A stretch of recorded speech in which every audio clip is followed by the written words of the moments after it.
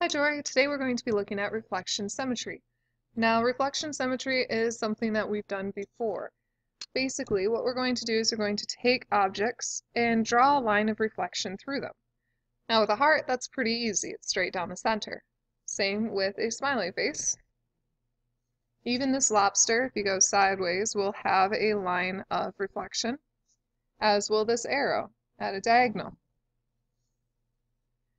Now basically, if you can put a line of reflection through a figure, that figure is going to be called reflection symmetric, and the line of reflection is called the symmetry line. This will also sometimes be called the line of symmetry. Pretty straightforward though. Now we can have from 0 to infinite numbers of symmetry lines. If we look at these three below, you'll notice with this one, I could draw a symmetry line here. This becomes reflected over onto this, and the image looks the same. I could also draw a line of symmetry from here to here.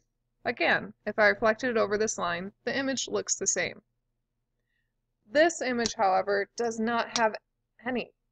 If I lay my ruler on it, you can see that the arrows get reflected strangely, and the image is not the same over that line of reflection. Same with one that's side to side. No matter where I place this, it will not be reflection symmetric. So you can just write not reflection symmetric.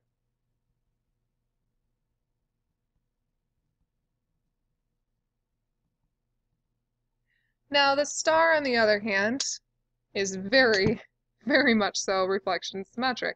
I could put lines of symmetry through every vertex to the opposite side. And what I end up with is a total of 5 lines of symmetry. We are going to see a figure later on with far more than that, but it's a start. That brings us to our first theorem, and this lesson is mostly about theorems. The first one is the segment symmetry theorem, and all that says is how many lines of symmetry that a line segment has. So if I looked at this line segment, there are actually 2 lines of symmetry. The first one is through the line segment itself.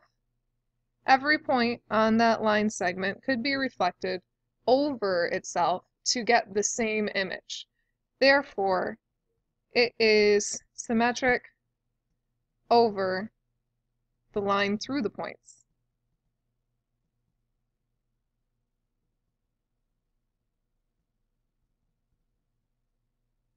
Now the second place it's symmetric is at the perpendicular bisector.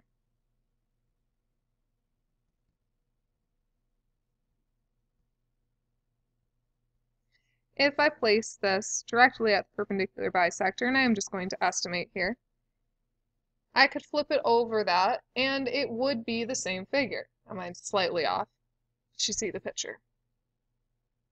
That brings us to angles.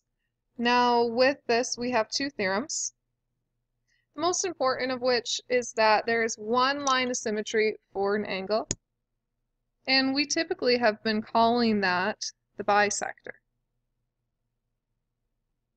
Because we know that this angle is the same as this one, and if I reflected it over, this side would become this side.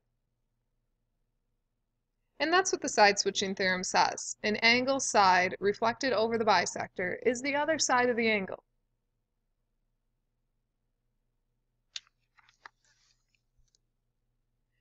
The last figure we're going to talk about is circles. So with a circle, you actually end up with an infinite amount of symmetry lines.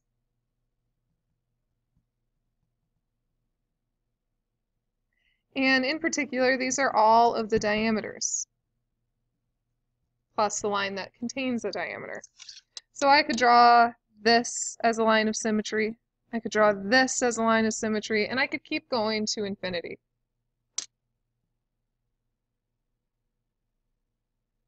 That brings us to our 2 general rules that we're going to be working with from now on to do with this reflection symmetry. The first is the flip-flop theorem, yet another one of our no-duh theorems, and that is that an image reflected over the same line twice is the original image.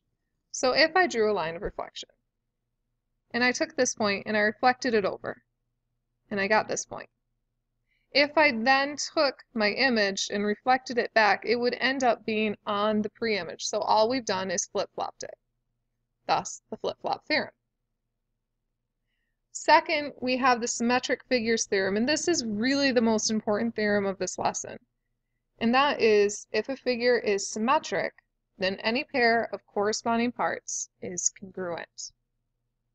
This will save you a lot of time with all those congruency proofs that we've done, and it will also help us find side lengths. Say we have this figure, and I know that this is a line of symmetry through it.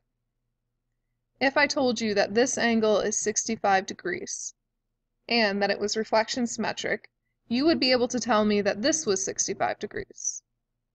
If I said that this line segment was 10, you'd be able to tell me that this line segment is also 10. And you're going to see questions like this. Here are two questions that you might see from the above theorems. The first one about the flip-flop theorem. If the reflection over M of angle ABC is equal to the angle DEF, then we can conclude that the reflection over M of angle DEF is equal to angle ABC. Notice here it's okay to use the equal sign and not the congruency sign, because this is not saying that these figures are equal. It's saying that if we took the reflection, it would be this.